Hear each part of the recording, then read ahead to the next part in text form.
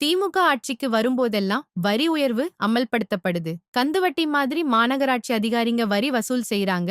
இத தடுக்கலன்னா சாகும் வரை உண்ணாவிரத போராட்டம் நடத்தப்படும்னு அதிமுக கவுன்சிலர்கள் சொல்லியிருக்காங்க. அதாகப்பட்டது திருப்பூர் மாநகராட்சி எதிர்க்கட்சி தலைவர் அன்பகம் திருப்பதி தலைமையில எதிர்க்கட்சி கொறடா கண்ணப்பன், கவுன்சிலர்கள் ஆர். ஏ. சேகர், முத்துசாமி, சின்னச்சாமி, கணேசன், தங்கராஜ், தமிழ்ச்செல்வி கனகராஜ், சாந்தி பாலசுப்ரமணியம், சகுந்தலா ஈஸ்வரன், தமிழ்ச்செல்வி முத்துகிருஷ்ணன், புஷ்பலதா தங்கவேலன், கவிதா, திவ்யபாரதி பாலாஜி, இந்திராணின் அதிமுக கவுன்சிலர்கள் 17 பேரும் சேர்ந்து திருப்பூர் மாநகராட்சி ஆணையாளர் ராமமூர்த்தி கிட்ட மனு ஒண்ணு கொடுத்திருக்காங்க. உயர்த்தப்பட்ட வரியை குறைக்கிறதுக்கு எல்லோருமே கோரிக்கை வச்சுக்கிட்டே இருக்கிறப்பவும் கூட மாநகராட்சி அதிகாரிங்க எல்லாம் கராரா வரி வசூல் செய்யறதாவும் வரி உயர்வை ரத்து செய்யற வரைக்கும் வரி வசூல் செய்யக்கூடாதுன்னு வலியுறுத்தி இருக்காங்க. அதையும் மீறி வரி வசூல் பண்ணினா சாகும் வரைக்கும் உண்ணாவிரதம் இருப்போம்னு சொல்லியிருக்காங்க. இது பத்தி எதிர்க்கட்சி தலைவர் அன்பகம் திருப்பதி சொல்றதை கேட்போம். அனைவருக்கும் வணக்கம். முதல்ல பத்திரிகையாளர் ஊடகவியாளர் உங்களுக்கு நன்றி சொல்ல கடமைப்பட்டிருக்கோம். அனைத்து இந்திய அண்ணா திராவிட முன்னேற்ற கழகம் சார்பாகவும் எங்களுடைய மாமன்ற உறுப்பினர் சார்பாகவும். என்ன கேட்டீங்கன்னா, எங்கேயுமே எந்த மாநகராட்சி அளவுக்கு திருப்பூர் மாநகராட்சியில வரி உயர்வுக்கு ஒரு தமிழ்நாடே ஒரு விழிப்புணர்வு திரும்பி பார்க்கிற வகையில இன்னைக்கு இந்த எல்லா மாநகராட்சி வரி ஏற்றிருந்தாலும் கூட திருப்பூர் மாநகராட்சிங்கிறது அதிகபட்சமா வரி ஏற்றிருந்தாங்க.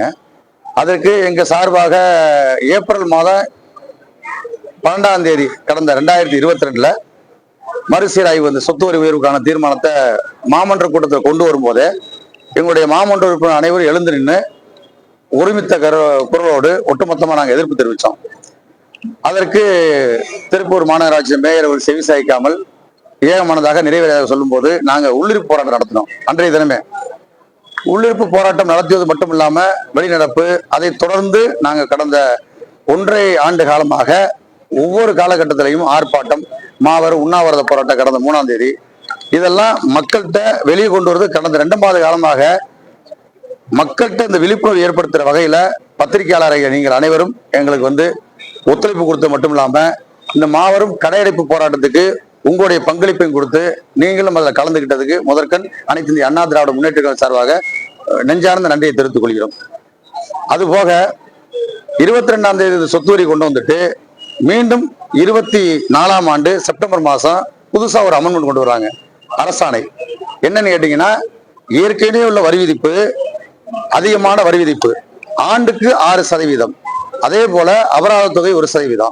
இதெல்லாம் கடந்து இந்த கட்டிட பிளானிங் அப்ரூவ்டு கட்ட போனோம்னா இன்னைக்கு வீடு கட்டுறதுக்கு 1000 சதுர அடிக்கு 1.4 லட்சம் ரூபாய் அரசாங்கத்துக்கு கட்ட வேண்டிய சூழ்நிலை. 24,000 ரூபாய் அனைத்து இந்த அண்ணா திராவிட முன்னேற்ற கழக ஆட்சியில இருந்த தொகை 5 மடங்கு இன்னைக்கு கூட்டியிருக்காங்க.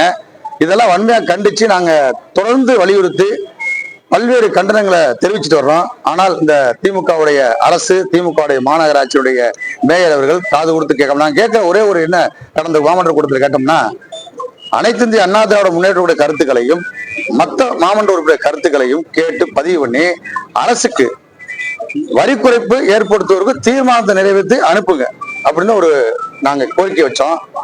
அதை கேட்காத தொடர்ந்து அடுத்து நாங்க உண்ணாவிரதெல்லாம் தெரிவிக்க வேண்டிய சூழ்நிலை, அறிவிக்க வேண்டிய சூழ்நிலை இருந்தது.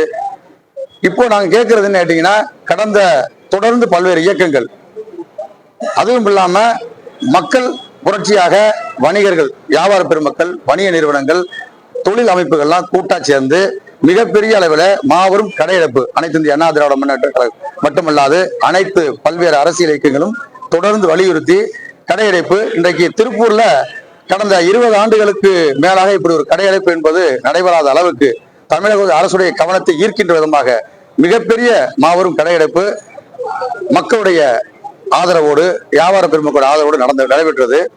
இதுவரைக்கும் அரசு தரப்புல எந்த விதமான அதுக்கு உண்டான தகவல் என்னதான் நடந்திருக்கு, என்ன முடிவு எடுத்திருக்கோம், இந்த வரி உயர்வு கட்டணமா தீர்வு எட்டப்பட்டிருக்கா என்று சொன்னால் அது இதுவரைக்கும் இல்லை. இதுக்காக நாங்க என்ன சொன்னா, அடுத்து வரக்கூடிய மாமன்ற கூட்டத்தில், எதிர்வருகின்ற மாமன்ற கூட்டத்துல அனைத்து மாமன்ற உறுப்பினருடைய கருத்துக்களை கேட்டு வரி குறைப்புக்கு அரசு என்ன நடவடிக்கை எடுத்திருக்கிறது, ஆண்டுக்கு 6% உயர்வு என்பது தானாக உயரக்கூடிய அந்த கந்து வட்டி போல கொடுமைக்கு அரசு என்ன நடவடிக்கை எடுத்திருக்குது, இது மக்கள் எல்லாம் தன்னெழுச்சியாக எழுந்து இவ்வளவு விழிப்புணர்வோடு வரி உயர்வு ஏற்றிருக்கக்கூடிய அரசாங்கத்துக்கு மாபெரும் கண்டனத்தை தெரிவிச்சும் கூட இதுவரைக்கும் எந்த விதமான அரசு தரப்பு பதில் வரல, செவி சாய்க்காம இருக்காங்க.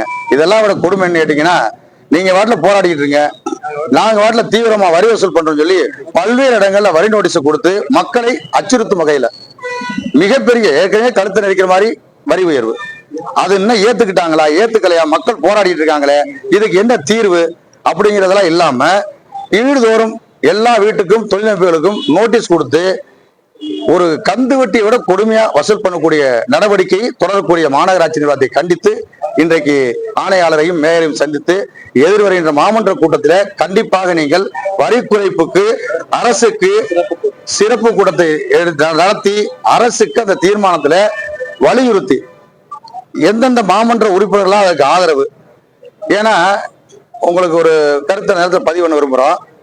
இப்ப தோழமை கட்சியெல்லாம் கூட இயக்கங்கள்லாம் இங்கே ஆர்ப்பாட்டம் நடத்துனாங்க, போராட்டம் நடத்துனாங்க, வரவேற்கிறோம். ஏன்னா அது மக்களுடைய பிரச்சனைகள் என்னங்கிற கொண்டு வரதுக்காக நம்ம பரவாயில்ல வரவேற்கிறோம்.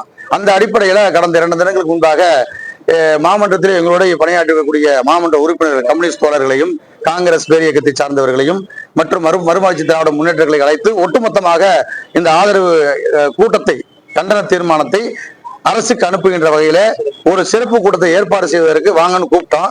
அவங்க தனித்தனியாக கடிதம் கொடுப்பதாக சொல்லி இருக்கிறார்கள். பத்திரிகையாளர்கள் நீங்க தான் கேட்கணும். என்ன காரணம், நாங்க அதிமுக எங்களோட ஒரே கருத்து வரி குறைப்பு வரை எங்களுடைய போராட்டம். ஏதோ வெளிநடை பண்ணோம், ஒரு ஓரளவுக்கு பேரளவுக்காக நாங்க எல்லாம் பண்ணுங்கிறதா இல்லாம தொடர்ந்து இந்த வரி குறைப்பு ஏற்படும் வரை எங்களுடைய பொதுச் செயலாளர் நான் கடந்த 4 தினங்களுக்கு முன்னாடி எங்களுடைய கழகத்துடைய பொதுச் செயலாளர் மனு எடப்பாடியை சந்தித்து வந்தோம். அவரு வரி குறைப்பு இப்ப உதாரணத்துக்கு சொல்ல நினைச்சீங்கன்னா, நீங்க எப்பெல்லாம் திமுக ஆட்சி வருதோ 98ல வரி உயர்வு, 2008ல வரி உயர்வு, அடுத்து இப்ப 2022, 24 திமுக எப்பெல்லாம் ஆட்சிக்கு வர்றாங்களோ அப்ப கடுமையான வரி உயர்வு.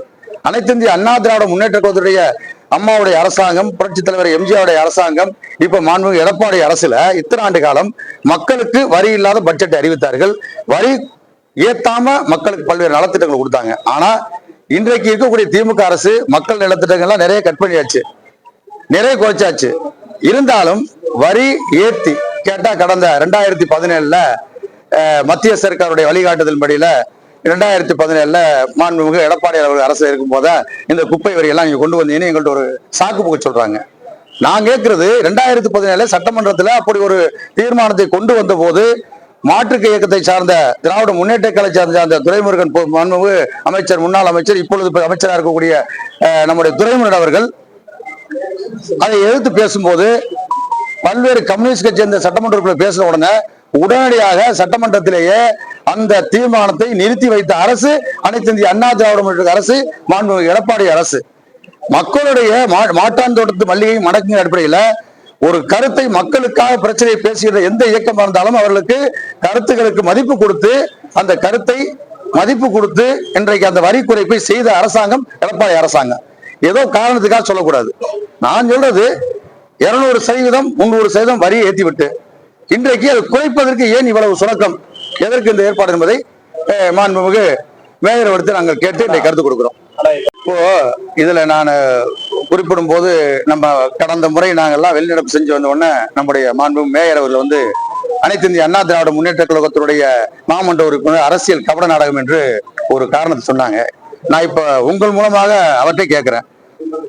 அதற்கு அடுத்தபடியாக அவருடைய தோழமை கட்சியை சார்ந்த கம்யூனிஸ்ட், காங்கிரஸ் மற்றும் மதிமுக போன்றவர்கள்லாம் போராட்டம் நடத்தி ஆர்ப்பாட்டம் நடத்தியிருக்காங்க, மறியல் பண்ணியிருக்காங்க.